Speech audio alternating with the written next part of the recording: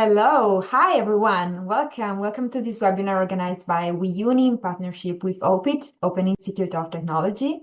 My name is Carolina. It's really nice to meet you, and I'll be your host for today's webinar on behalf of WeUni. As you can see here, I'm not alone. Today we will assist to a really interesting webinar that will introduce key concepts related to artificial intelligence, responsible AI, and the skills required to navigate an increasingly AI-driven society. So this session will also provide an overview, of course, of OPIT's academic approach and online programs designed in alignment with European higher education standards. We have a really full agenda actually today, and we are here with two amazing panelists. We are here with Greta Majocchi. She is the head of marketing and admissions at OPIT. And we are here also with Zorina Alliata, and she is the Director of NI Enablement at Wolters Kluwer and also a professor, of course, in the Master in Responsible Artificial Intelligence at OPIT. So today you have the possibility to assist this amazing webinar to learn more about artificial intelligence. And of course, you have the possibility to ask all the questions you want about specifically this topic, but also about OPIT. So if you have anything to ask about the courses, the application process, anything that you have in mind about your study path, you can do it at the end of the presentation of Zorina and Greta, and we will go through the questions, and of course we will answer to you. We're also curious to know if you want to, unfortunately, we can see your faces, but if you want, you can type in the chat where you're looking from, where you're coming from, sorry, because we are really curious to know. And as I mentioned before, we will have a Q&A session, so don't be shy, just type all of your questions, even during the presentation, so we can read them at the end. And also, I'd like to remind you that you will receive a certificate of attendance if you want for this masterclass. So you will receive the link to get the certificate at the end of this presentation. Stay tuned because we will post the link later. In the meantime, see someone in the chat from Ukraine, from Guatemala. Welcome. It's a pleasure to have you here connected with us. For those of you who just connected now, we are here with OPIT, Open Institute of Technology, with Greta and Zorina. We will learn more about artificial intelligence, so we will have many interesting information today. Okay, so I think that since we have a really full agenda, I leave the floor to Greta and Zorina for the presentation. So enjoy this webinar. See you later. Thank you so much. Thank you, Carolina, and welcome to everybody. I see many different countries, so from wherever you are, this is also typical of OPIT. We have students from more than 95 countries, and Zorina, she was just telling us like she's originally from Europe, moved, like works in the US, worked also in Europe, and she connects every day from different places. That's live online learning, and we're happy about that. Now I'm gonna give you a few insights about OPIT, and then I leave the floor to Zorina, and then if we have time, I will continue about OPIT. But if we don't, please reach out to me to get more information about our degrees.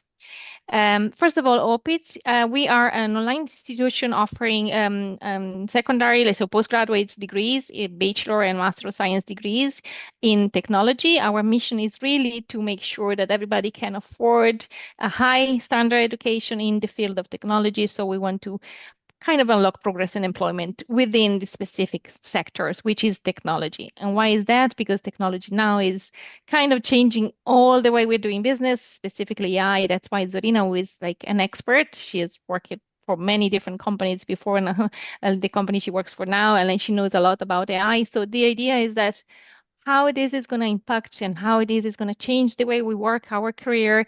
How can you do that? So learning this is very important and fundamental, especially considering the change in the careers that are happening today and tomorrow. So about us, we are an accredited institution recognized in Europe and worldwide. We are fully online, so that gives you the flexibility to connect from wherever you are. As I said, we focus on technology, so computer science, data science, AI, digital business, cybersecurity, anything that is related to technology today. Our courses and programs are designed around what is important for companies. So they are career aligned. And also we make sure that our professor, our faculty, like Zorina is a full example, just have the knowledge that can bring to class that is not only academic, but it's also like business supported. This support is always there. Online doesn't mean that you are abandoned. Actually, we do have tutors, we have the faculty, we have the coordinators, we have the career service. So you can reach out to us and make sure that your path is as enjoyable as possible.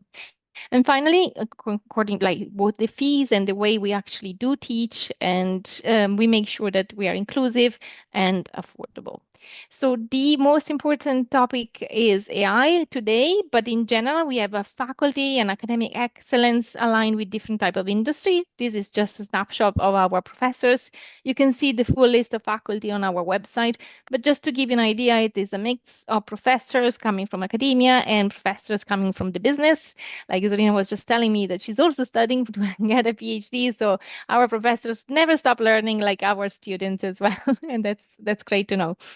All right, so now without any further ado, I would like to leave the floor to Zorina about the masterclass today is AI Skills for Life. So preparing you and every citizen for the future. Thank you. Oh, all right. Thank you. Thank you so much. Let me try and share my screen. Hopefully it works. We'll make it big. Everybody can see okay? Yes. All right. Well, thank you so much for having me. I minimize this.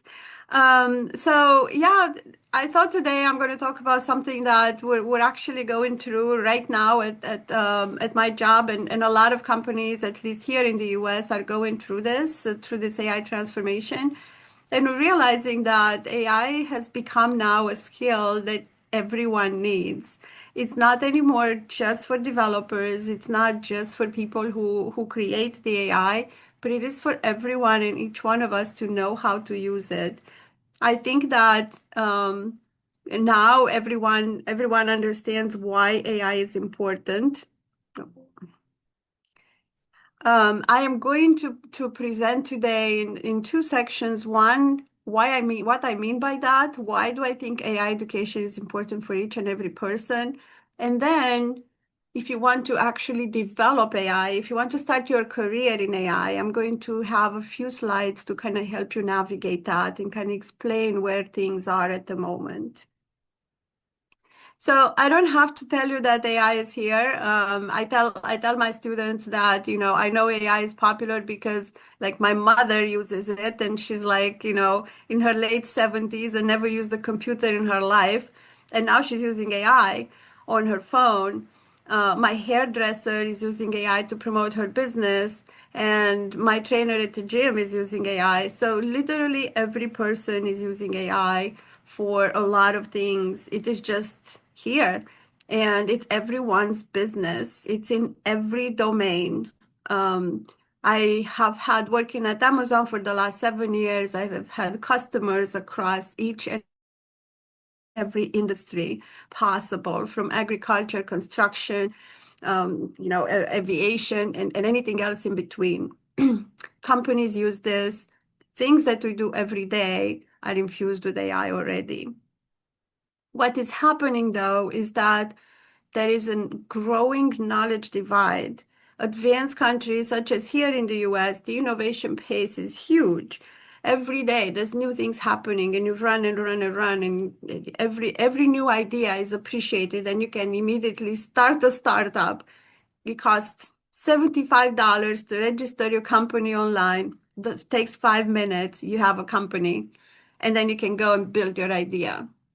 That's the pace of change that is in the US, and that's how it's moving right now. That's how fast is everything moving. And that's great. And a lot of these classes and courses are all in English. What happens to the rest of the world, right? There are still a lot of people who are being left behind. So there are places where people don't have access to AI. They don't speak English commonly, right? It's not so common for them to just go online and take a class. They can't simply do that.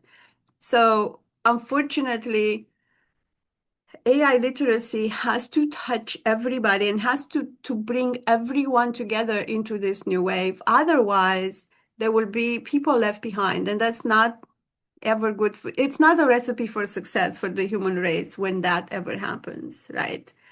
So we started to develop these programs that are just called AI literacy, literally teaching people who are not technical, who know nothing about how you build it, but how to use the AI day to day, right? How can I make the best of it? If you don't have that, if you don't understand how this works, you could become a passive subject of some algorithm, right? Let's say you're applying for a loan at your bank to get a house, and the bank says you're denied because their algorithm said so. Well, you have the right, at least in the US, I'm sure in Europe as well, you have the right to ask, why was I denied? I want to know exactly why, right? And they have to provide that back. They have to explain why the AI has made that decision. And if you don't do that, if you don't understand how AI made a decision, how it worked, you cannot like fight against it, right? In case it was wrong. So if you don't ask anything, you will be affected by AI because it's used everywhere, but you will be powerless. So you need to understand, I think everybody needs to understand at least a little bit of how this technology works, what it really does and what it doesn't do. It's not magic, it's not a fantasy, it's real things that we do every day. I think the most painful effect that we're already seeing in the US is how the AI revolution is changing jobs. And you might have seen announcements recently. I think in January, several companies laid off tens of thousands of people, including Amazon. They laid off 14,000 people in January. Again, they had done the same in October of last year. And they said that part of the reason for laying off people is because of AI. So it's not entirely a lie. It's true. AI is changing the way we do jobs. I've been in IT for my whole life. I used to be a programmer, right? Started as a programmer, always still code. I still like to do things. That job is probably a software engineer job is one of the most affected right now. Entry levels, software engineers are easily replaced by AI assistants who are doing a great job now. And I'm sure you're familiar with programs like Cursor and GitHub Copilot and Kiro from Amazon and so forth that can write code for you better than a junior programmer.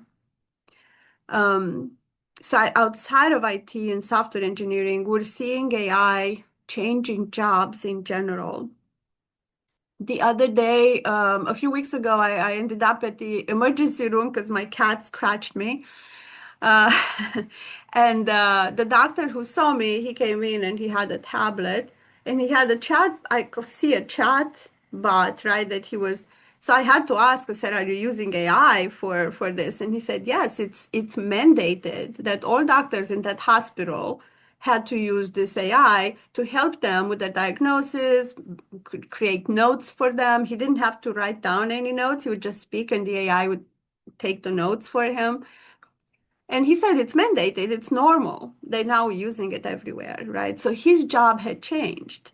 Instead of him, taking notes and talking to me about something, now he was using a tool that he had to learn how to use, right? The job had changed. I don't think that AI will take all of our jobs. I might be wrong, but I don't think that will happen. But I think that, again, each and every one of us should learn the tools of AI so we can control how our jobs are changing and we can learn these tools and use them in our jobs. We are also seeing entirely new industries and careers that didn't exist before. So it's a tide, right? Some roles will go down, but some roles are rising up.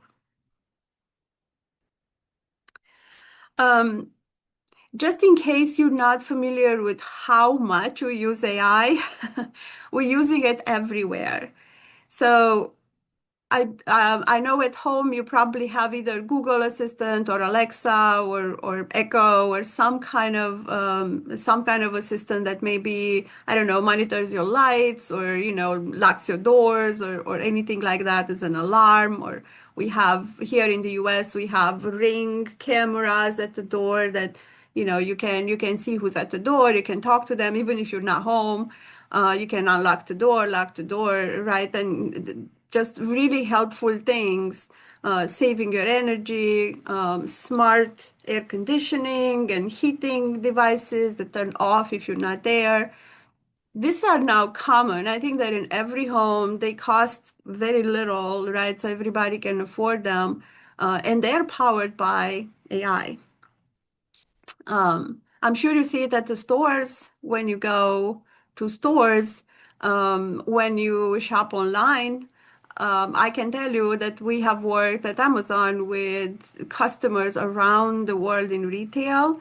Everybody uses AI tools to make sure that they serve you the right products when you go to their website. So if you go to Amazon.com, you will see specific recommendations, personalized experience for you.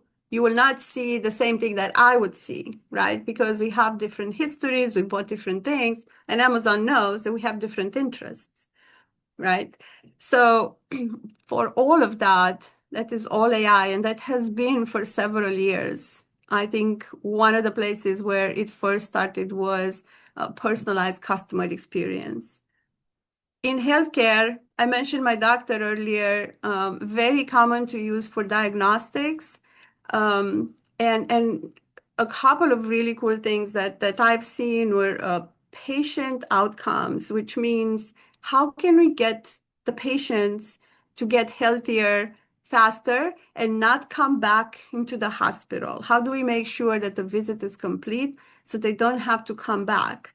So for that, you use machine learning, you use AI, you look at patterns of behavior, you look at symptoms, you look at history, and then you come up with a prediction that this patient might need extra care, or it could possibly happen that they might have to come back. So how do we prevent that now that we have them here? I've also worked in really interesting projects in drug manufacturing plants where we used AI to enhance chemical reactions, which I don't know much about. But of course, we worked with chemists and scientists to do that. But we provided the machine learning algorithms to optimize for specific variables, which saved them a lot of time in the manufacturing process. And that means they could produce drugs faster, right? They were better for everyone. There's a lot of work in producing personalized drugs. So like I would get an aspirin, but it would be different than if you get an aspirin, right? So quite amazing stuff that is happening in healthcare. Again, one of the domains in which AI really, really made a difference, and it's used very commonly now.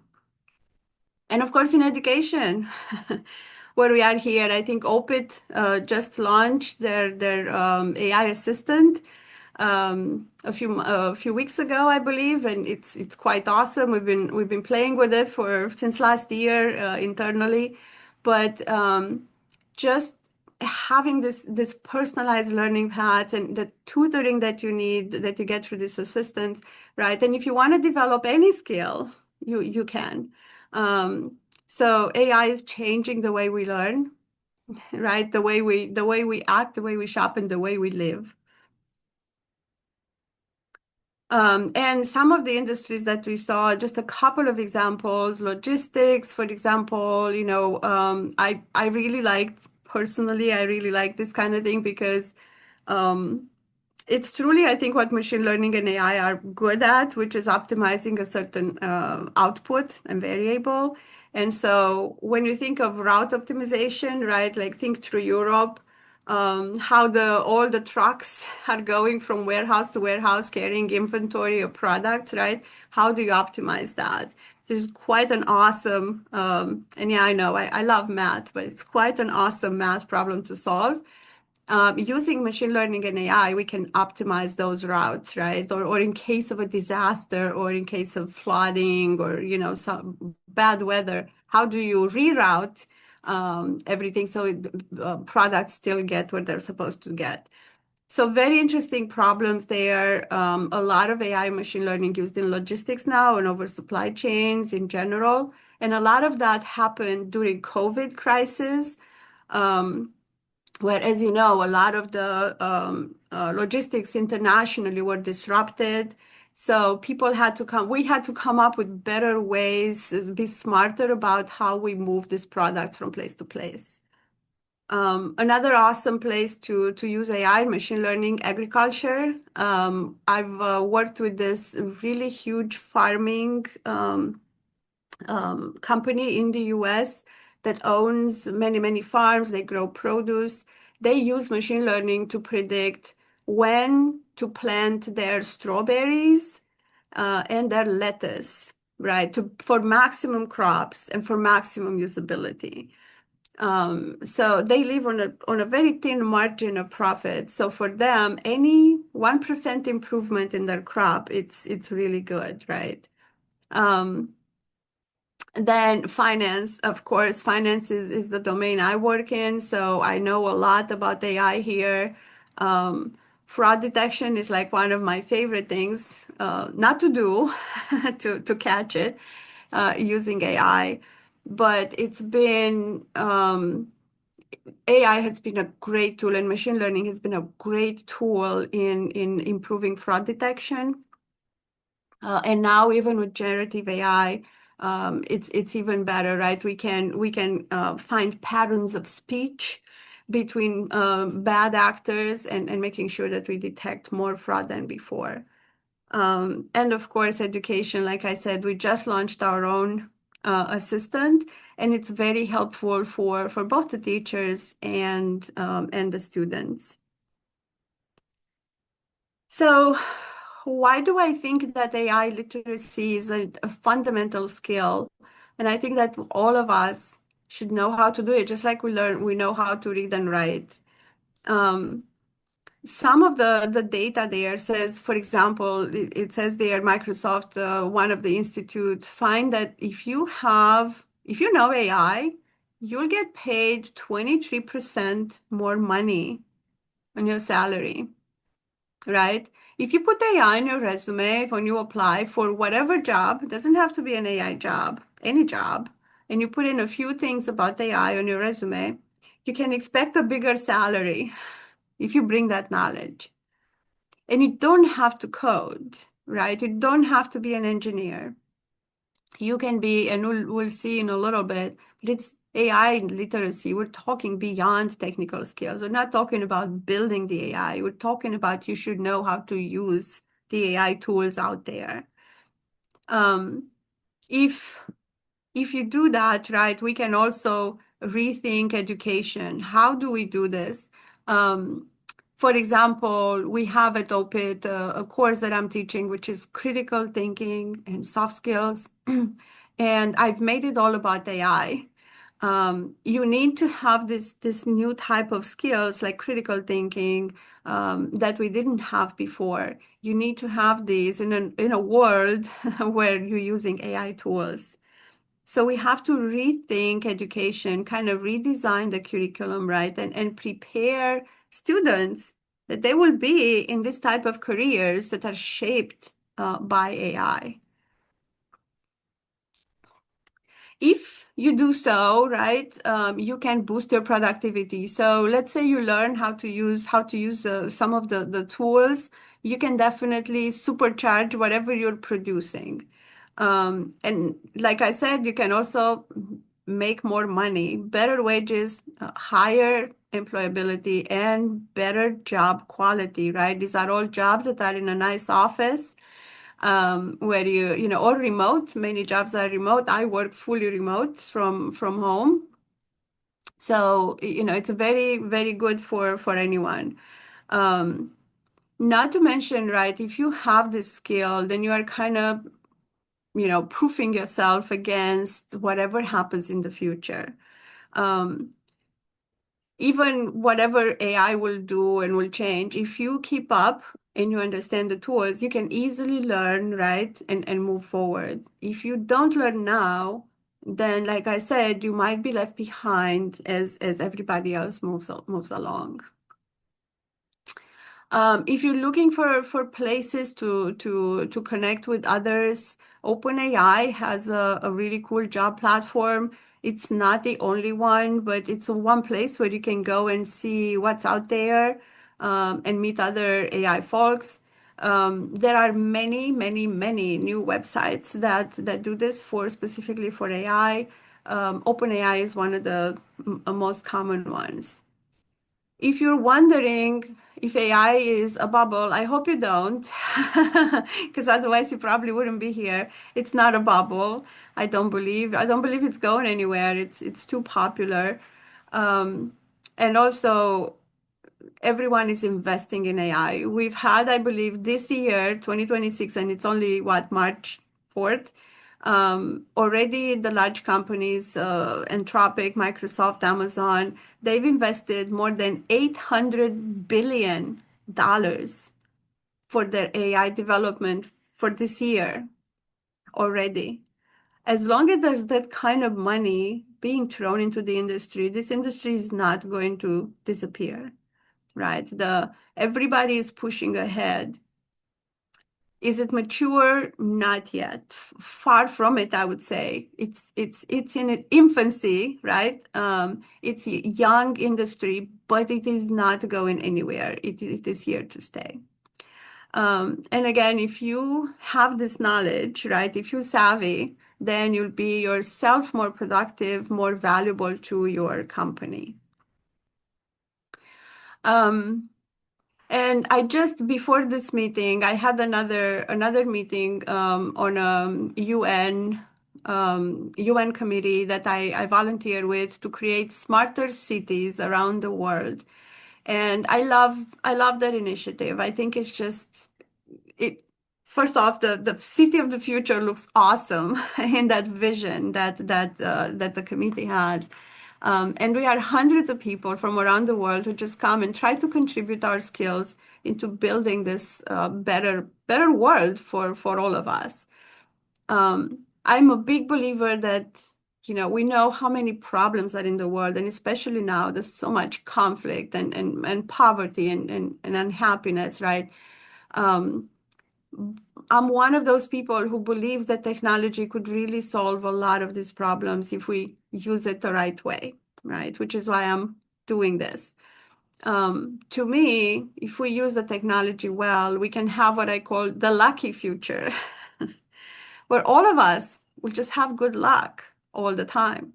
We will live in a great place, right? Our house and our city will be smart, so we don't have to go and wait in line to pay a bill or be confused about a permit that we need, or, who is, I don't know, providing my clean water. All of that will be taken care of, right? So we're lucky. We don't have any bad luck about how we live and how we move around in our own city, right? Proactive healthcare before you get sick. And in the US, this is a big deal. I know in Europe it's not so much, but can we have things that predict, right? Things that could happen and get ahead of it before it happens. This is an awesome thing. Imagine, right? You don't have to get sick to go to the doctor. You are proactive about your health. You do things to prevent stuff as soon as the doctor sees the signs, some signs, before the disease actually happens. And then now we're all learning all the time. I personally like to learn, so to me this is a great advantage. I now have free training everywhere, and I know you guys are all younger than me, chances are, but I'm old enough to remember the life before internet started, when I was longing to get a book or to learn about a subject and I could not, right? Because it just was not possible. Well, now the fact that you can go online and learn about anything you want, and you can do that with the help of AI. Now, every week I go and read the latest papers from AI. I load them up into one of my AI tools, and I ask for, okay, give me a summary. Is this related to the subjects that I'm researching and I'm interested in? Make a summary of what is going on. And then if I like something, I will go and deep dive with my AI tool, ask questions, talk to the document. That to me is awesome, right? And anybody can learn like that to understand at the level that you're at, very complex subjects. We didn't have that before. What we're working on as well right now is to have this better work-life balance. So if you have, somebody said, I don't want AI to create a movie. I want AI to do my laundry, right? To wash my dishes. So there are already several companies that are developing little cute robots that would be at home doing mundane tasks, right? Like folding your laundry or cleaning your house or, things like that.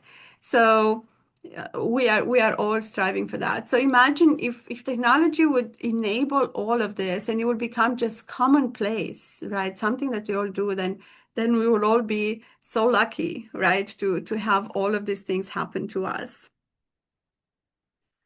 The way we really see it work, and as we go right now through AI transformation with my company and several other companies, we're all just like, feels like we're moving a big mountain of, a new era in software development and in service development.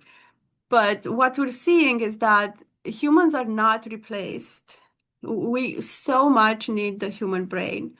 I use AI assistants, code assistants a lot. As I'm working for my PhD, I code a lot and I research a lot, and I need to just try out and experiment things, and I use AI assistants. And I tell you, if I didn't know how to code and how to create an application, it will not work.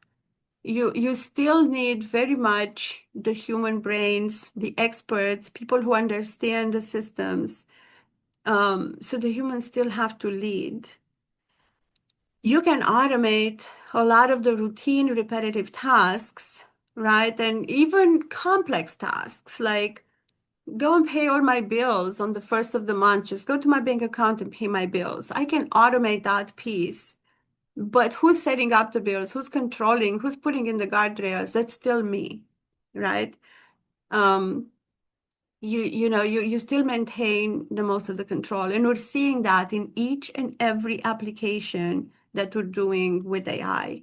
Human in the loop, still very, very important, and it's still there. But now the skills that you're using are different, right? Now you're using the soft skills, now you're using your critical thinking, you're using creativity. And in case it wasn't, if you guys are not experts in AI right now, generative AI, right? It's basically based on large language models that have been trained on all the data, all the digital data that's out there, right? So they know a lot of things. But when you talk about a new creative idea, right? They will look at what they know and propose something that somebody said somewhere, but it will not be truly a new idea, right? That is still very much something that our imagination can provide. So the way that this works the best is when we work together, right? Use AI as a tool, but use your human skills and your knowledge of your domain to lead. I wanted to give you an example of how we're teaching AI to everyone in a company. This company has 20,000 employees around the world. Some in most of in the US, but also many in Europe and I believe Asia. Yeah. So they wanted to teach everyone, and this is not the only company. Many companies in the US are going through this. Every person, not just developers, not just business people, not just project managers, everyone who works in the company is learning AI. And the level, we have 3 levels. One was level 1, just foundational. This is for everybody, including, people who clean at the company, everyone who's an employee. They need to take this level 1 foundation. And all we're teaching them is how to use AI tools. For example, this company has, I think it was ChatGPT enterprise licenses, right? So people could use ChatGPT in a safe, secure way, where, they could upload their own company documents and it was safe. So we taught them how to use AI tools, how to use ChatGPT effectively, how to write good prompts so they can get interesting information out of the documents, right? Most importantly, we told them what AI is and is not, right? What are the limitations? It's not a magical thing. Check everything. Make sure it doesn't make assumptions that you're not aware of, right? It seems easy when you talk to it because it understands and responds well, but it's also hard to actually create something that is stable, solid, and you're 100% is good. So understand what are the limitations, understand that it doesn't know, it doesn't, it's not truly intelligent yet. We're not there. We don't have AGI, general intelligence yet. This is just, again, trained on a lot of data. It knows a lot of things. You will pick a most common denominator answer and give it to you. That's all it does. Okay, so these are the limitations. Understand that if you use these AI tools, you have to be, ethical about it. You cannot use, oh, tell me how can I steal money from my employer using AI, right? So you have to have a code of ethics in using these tools so you don't harm others, your coworkers or your company or the society, right? And then, of course, we put in the critical thinking skills as part of this AI foundational training because we felt that it's very important that people understand it's still human creativity and empathy, experience, and just this instinct of somebody who has the experience doing the same job for a long time. Those cannot be replaced by a machine.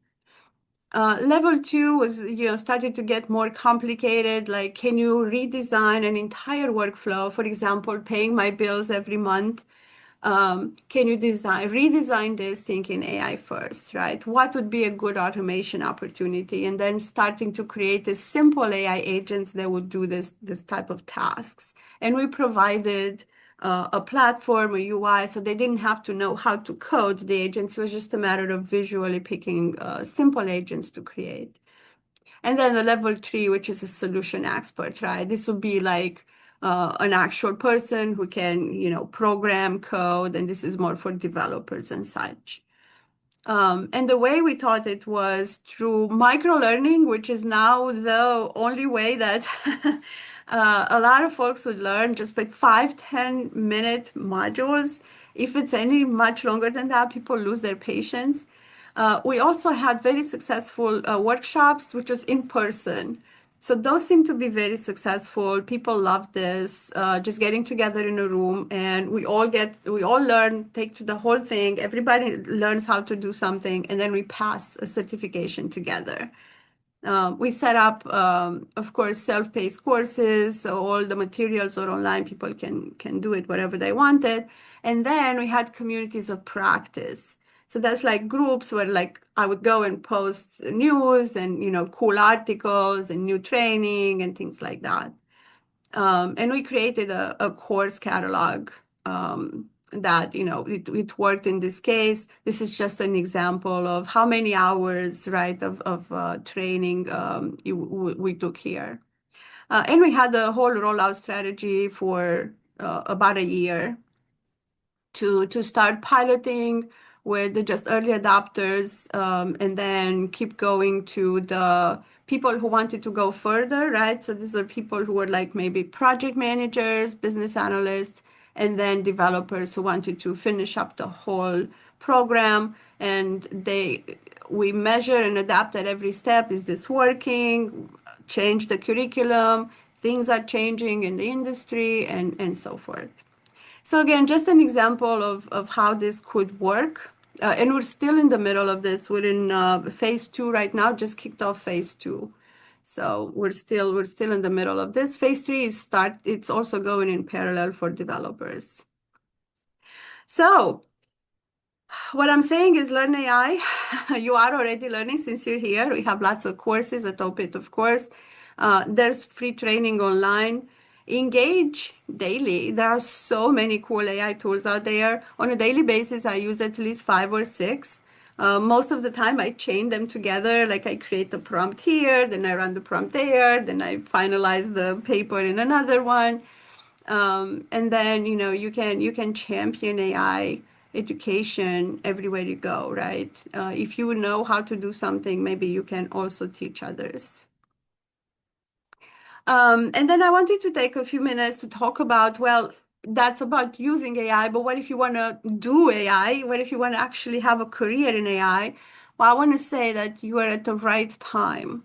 I came to the US when I was in my 20s, and it was 1999. I know it seems like an eternity ago, but the internet was just getting started. So I was very lucky because I was a computer programmer and I got a job in about 5 minutes. People were dying to hire me because I knew how to code. And at that time, as the internet was growing, everybody needed programmers. So I was very lucky. It's just a matter of timing. It was not necessarily my merit. And from there, I grew my entire career. You guys are right now at that level with AI. It's just starting. If you get in now, right, you can build a whole career on this, right? And you get in now and learn it. Yes, you will change. Yes, you will be more, who knows what we're going to talk about in 2 years. But if you get in now and you understand the basics, you can build on that. 5 years, 6 years ago, when I was looking for AI jobs, there were exactly 2 with the words AI in the title. Today, I looked a couple of weeks ago, last time I looked, 22,000 AI jobs on one website alone. Great career opportunity, if you ask me. And you don't have to be technical. Beyond technical, you can just do applied AI, which is about ethical AI, responsible AI. Can you evaluate the outputs of what AI is doing? And can you just have AI life skills to help you navigate the daily life? For tech focus, there's a couple of roles that are new. I think the AI engineer is a new role that just came up maybe a couple of years ago with generative AI. I don't think we had this before. And this is just about developing models. Machine learning engineer, we had this role before, and this is for machine learning, which is not generative AI, not the talking language one, but the one we had before that, which is optimizing variables and outputs. And a machine learning engineer would be somebody who's more about like DevOps, platforms, things like that. They are the ones who put models into production, right? They make it actually work for millions of people, right? They are the ones who do that. So it's very much an engineering and DevOps type job. The data scientists, these are the people who build the models, right? Looking at the data, like maybe, all of your sales data, right? Can we build an algorithm to predict sales for next quarter? So this would be a data scientist. And then we have research. I think, and myself being in my own PhD right now, I'm doing a lot of this, right? AI research. You need to look at new things, what's possible, and research and document what is happening so others can learn and move forward. What I like in the AI a lot is that we have a ton of roles that are not technical. If you're not into coding, you're not into building, learning DevOps, that's fine. AI product manager, I think, is the most, fast-growing jobs out there. I've seen this everywhere.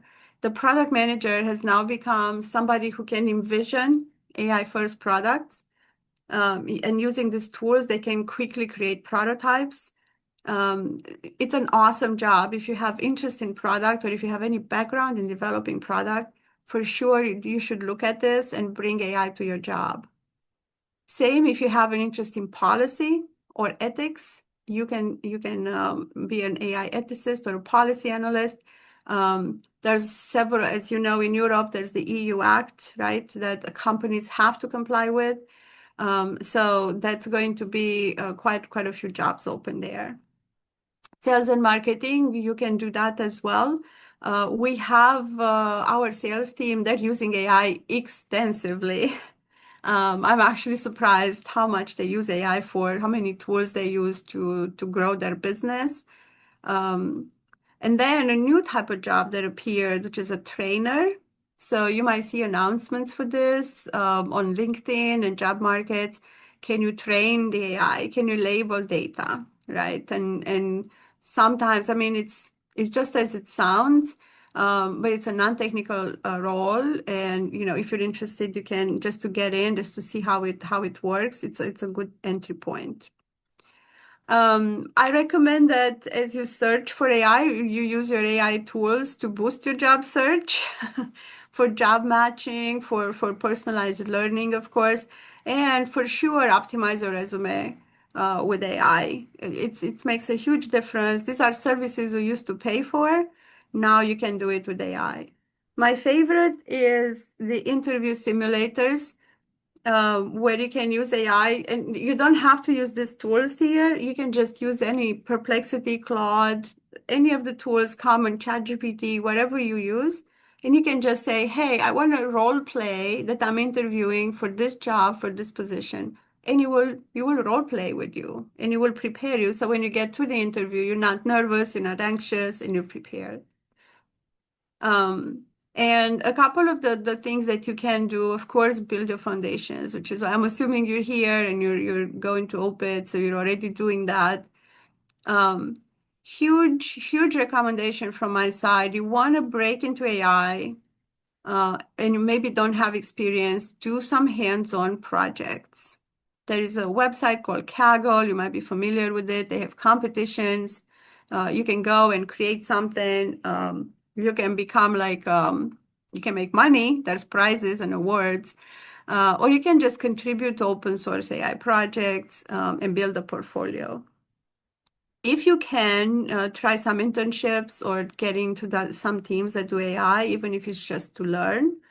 And what I like the most, if you're doing anything else like healthcare or finance, see how AI applies to that. Because going in with domain knowledge and AI, that gives you a huge advantage. So a couple more ideas on how to build your portfolio. I mentioned Kaggle. You can just try the Cursor or Lovable. I love Lovable. If you happen to follow me on LinkedIn, I think I post a lot about Lovable because I use it a lot. I've created a bunch of apps in there, very easy to use. But all the others, Replit, GitHub Copilot, all of these are tools for you to low code or no code applications that you're dreaming about. So build your portfolio. And yeah, I'd say empower yourself with as many AI skills as you can. Of course, having the fluency, which you're already doing here, taking classes at universities, of course, at OPIT, but don't also look online at anything else that it's free. And again, you are at a good timing right now to make a real good investment into your future career and life. I have never seen any technology grow as fast as this, and I've seen the internet grow. This is way faster than whatever happened before. I don't think it will stop anytime soon, even if we all know the technology is now mature, but it is amazing enough that we can use for so many things right now. Our jobs will change, all of them. Our industries will change, and probably our lives will change because of this. So I'm saying take control, learn what this thing is, learn the tools, and then you are in control and you understand what is happening. right? If you have any problems in your industry at your work that you want to solve, try and solve those using AI. If you can do this, if you can apply the skills to what you do, then I think you can adapt and thrive. All right. That's all that I had, and I wanted to leave a few minutes for questions. Thank you. Thank you so much, Zorina, for the interesting presentation and for all the useful information you gave us today. I see some questions. If you agree with me, Greta, we can move to the questions about the Zorina presentation and then we can go to the OPIT ones. Okay. So the first one is, how can people without a technical background start building practical and meaningful AI skills for work and everyday life? Right. So hopefully I gave you a couple of pointers in the presentation, since I understand you asked this as I was talking. So hopefully you got some answers. You don't need to be technical. That's what I like about this. Everybody and anybody can get into the domain. So my recommendation would be to try one of the tools I mentioned, such as the simplest one. I think it's lovable.dev.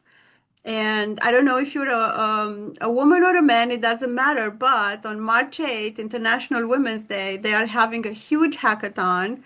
Lovable is. It's called She Builds. And if you participate, you can, again, win prizes. You can organize competitions in your city. Just awesome stuff. So go get involved. Go get involved. You don't need to know anything technical.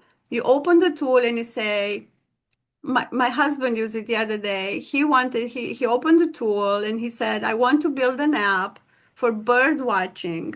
He likes to watch birds, and then birds fly and they tell, the app will tell you what kind of bird it was. And I don't know, apparently it's a thing. People have this as a hobby. And then Lovable will just build your entire app.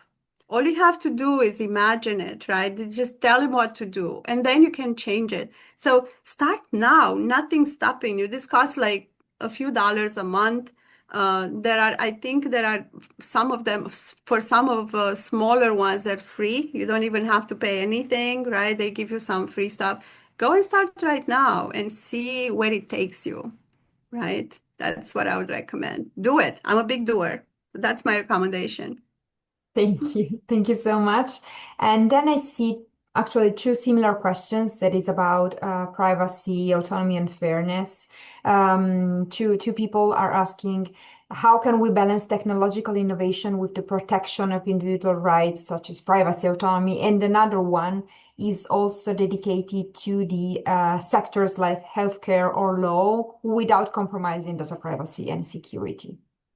So if you're asking like what companies are doing about this, I can assure you that they're doing a lot to protect your data, because they have to by law, or else they get fined lots of money. So if you are wondering, well, should I go to ChatGPT now has a medical advisor? Should I go there and tell it my problems? Is that, going to in any way take my data and, send it somewhere?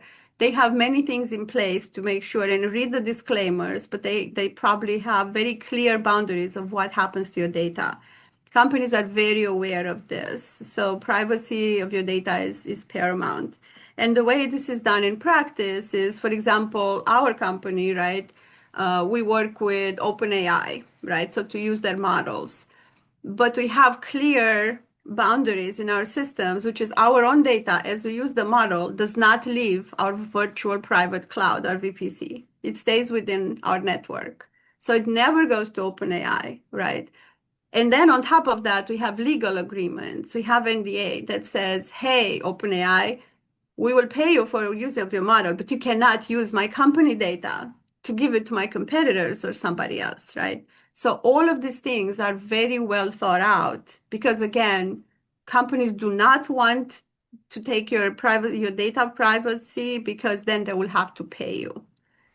So I wouldn't worry about it. If you go through regular channels, through a reputable company, read the disclaimers, right, and understand how they use your data. but you should be okay. Your data will not go to God knows where to be read by anybody. If you use your own tools, again, be careful, right? I wouldn't put like my bank info, all my account numbers in just OpenAI when it's free, the free version, and send it out there without any understanding of, where exactly does it go. I wouldn't personally do that. But if you do it through your company or through university, right, who already has these things in place, that have these guardrails in place, you should be okay. Thank you so much. And another student, Natalia, is asking, what are the three newest AI tools to learn nowadays? I thought it could be a good idea to learn a new tool every week or something like that to get familiar. I don't know if, yeah, every week. But so, well, I'll tell you a couple that I'm using that I love. Gamma, that app, I'm going to put it in the chat. Thank you. Dectopus. For research, Perplexity AI will get you real-time things, and you can use this as you build your your app. Perplexity can scan the web in real time. So let's say I built a little news app that I was going to bring specific news on a subject, right? I use Perplexity because it's the one that can go real time and bring me the latest news, right? So others like ChatGPT and others are trained, and so they have a cutoff time. So the information is as of, I don't know, April 2025, right? But Perplexity will go right now and find you the latest things. My favorite to write is Claude by far. It is awesome, and I think maybe you've read Claude Code and Claude Cowork. I'm typing them all in. These are the latest from Claude, and they are awesome tools, safe to use as well. So for sure, look at Cowork. They say you'll be like a coworker, like you can have, your own team to build your own team of assistants who can do anything. So I have not fully tested. I'm in the middle of testing it myself, so I don't have a full opinion on it, but a lot of my colleagues love it. So definitely try that.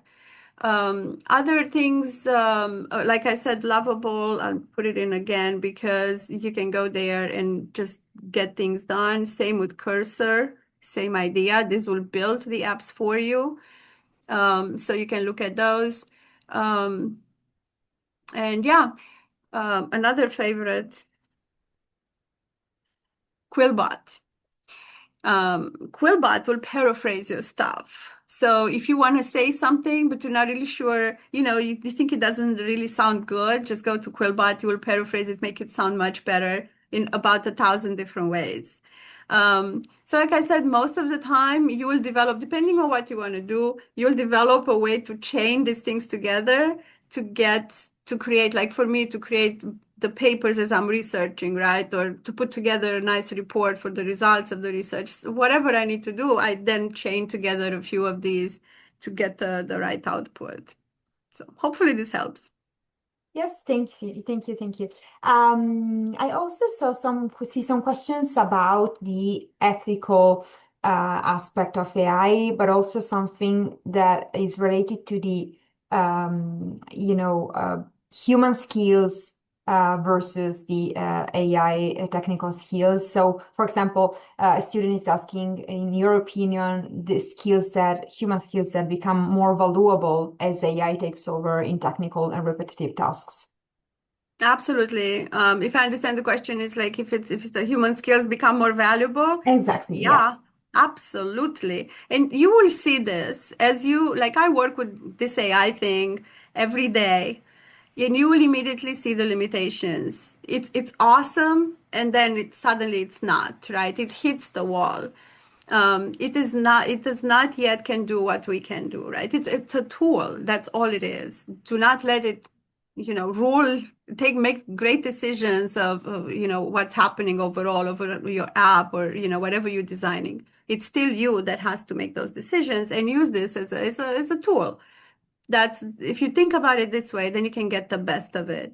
But you still need, your own mind and your own knowledge to build something that it's really good. So for sure, creativity, having new ideas, imagination, just empathy, right? Like if I tell the AI, get me, something that I want from, I don't know, Washington, D.C. I'm right now in Virginia, right? And the AI is like, oh, the best way to do that is to declare war on Washington, D.C. and bring you the thing. No, it has no empathy. It doesn't understand, right, the human and society values. So that is what we need to say, hey, we need to put in the guardrails. We need to be that human in the loop. So I think it's more important than ever than we have these skills and we hone these skills in ourselves. We can't ask the tech to be better if we're not better, right? So it kind of goes together. So I think that this also can connect to another question that is about the possibility to disrupt or replace the jobs that we have today that are, of course, in the human managed. I look at it as a change. Yes, there will be disruption, and we're seeing disruption already, but look at it as a change of how you do the job. And, instead of spending a lot of time typing the same 5 keys, right, and doing data entry, you don't have to do that. Now you can think beyond that, have the AI do the data entry, and you can think, well, what else can I do to make this job better? How can I, think about it to replace the entire workflow with something better? So I know it's easy for me to say because I have a job and it's hard for people who don't have jobs to listen to this or who lost their jobs because of AI. But to reskilling, upskilling, that's why I'm saying AI literacy for all will help you get that control over the tool instead of feeling like AI is something that happened to you and you have no choice. You will, if you learn it, then you will control and you will understand what is happening. So you don't think there's a possibility that AI can run out of control? No, I don't think so, but I'm not, I worked with it for 10 years. I've seen no such thing. So, Okay, thank you so much. I think that the last one, but not least, of course, related to the AI, and then we'll take the two ones about OPIT specifically, is if you think there is openness or adaptation of management systems to take advantage of these technologies, for example, in terms of healthcare or law or something similar. oh, absolutely. I think in Europe, we just launched Libra.ai. That is a legal AI assistant that will walk you through contracts, policies, and whatnot. Um, and there's several of these that are out there already. I think ChatGPT just launched a medical. I think it was ChatGPT that launched a medical assistant, so you can ask it medical questions. These are two domains that will be taken over. A lot of the work there will be automated and taken over by the technology. So for sure, I think it's good enough right now that you can trust, but verify. But mostly you can trust the results it's coming up with. So yeah, definitely I see a disruption in there and huge use. Thank you. Okay, Greta, if you want to, I think we can do a quick overview of the possibilities of OPIT since we have still a couple of minutes, and then we can answer, I think in the presentation, we can answer to the two questions that we have here. Sure. So, I know we're running a little bit out of time, so I'm going to be quick and give you some information, and then please write to me for any other information and that you require. So, as you've seen, Zorina, she's one of our professors, and we teach different courses, as I said, in technology. Just to give you a snapshot of what we offer, we have the foundation program, then 2 Bachelor of Science in Modern Computer Science and Digital Business. They all tackle anyway AI. And then 4 Master of Sciences. The two most important related to AI are responsible AI and applied data science and AI. Then we have one focus on digital business and innovation and the other one in enterprise cybersecurity. So we all start our intakes in September. If you're interested in any of these programs, please do write to us. We're receiving application. We already have students, so I will be happy to guide you. And just to give you very quickly some information also regarding the questions that you asked, our programs are all like, let me go through the methodologies that we have so that you can have a look. So we have live and recorded content every day. So every day you have 1 hour and a half, 1 hour lesson, and that's something that it's live in the afternoon of Central European time, and you have the same amount of asynchronous content. So you can account for 15 hours of content that you need to just watch, rewatch, and digest in a ways. But our methodology is based on a competence-based methodology. So it's not just theory, but a lot of applied in practice. So what is going to happen? You're going to have projects. You can just do projects. Some of them are individual, some of them are in groups, but you will learn by doing. So for instance, Zorina will come up to the class to give a lesson of 1 hour and 15 minutes, and then give you some projects or something to do for the following one. And then you work on that, and then you have assignments. We don't have final exams, but we have progressive assignments and assessments so that you can just practice using maybe AI, using any of the tools that she indicated, so that you can practice and learn something. And we also have master classes like the one we had today. So you just have the possibility to talk to other experts about AI, for instance, or digital business or cybersecurity, and get knowledge from guest speakers. All around, there is this great support. So, for instance, if you want to reach out to Zorina, you can send her an email. You can just write to her on Canvas, our learning management system. You have tutors every day of the week. You have the coordinators and the career service. So this is just to answer your questions. Yes, we do have content every day. You can actually watch the recording of the lessons so that you can spread it throughout the week. We do have projects as well that you can do in groups or individually. So just since we are kind of running out, I just leave you here the requirements. If you're interested in applying, you need just to apply online. We have an application, it's for free. And then once you apply, you upload your documents and you just sign for a motivational interview. We will have an interview with myself or one of my colleagues. And then if everything goes fine, you can start your journey in September.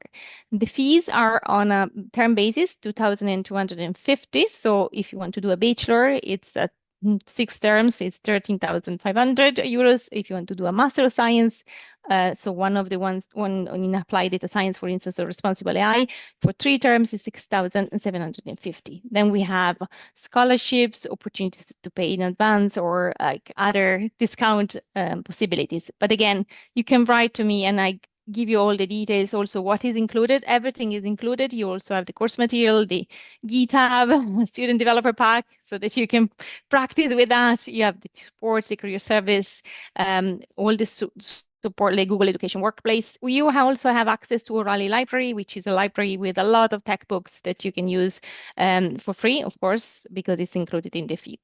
So this is my contact details, so you can just WhatsApp us or send us an email or visit the website and then contact us, and I will give you more details about the programs, the application, and answer all your questions. Okay. Perfect, very efficient. Thank you so much. Yes, and of course, I'd like to remind you all students connected that you will receive an email with the recording of this session, since this webinar has been recorded. So if you have missed anything, you can watch the webinar and take the information that you need, and also take a look again at the really interesting presentation of Zorina. And of course, you will receive the email contact and all the contacts of OPIT. So as Greta was mentioning before, if you have any questions related to OPIT, you can do it by writing to the team that is always really available and will answer to you for sure. So I just also write in the chat the link to the certificate, so you can click on it and request it. And would of course like to thank you, Zorina and Greta, for their presence and for the presentation. We have learned a lot, I think, today. So thank you so much. Thanks to all the students connected. We hope to see you very soon. Have a nice rest of the day. Goodbye. Thank you. Thank you so much. Bye-bye. See ya.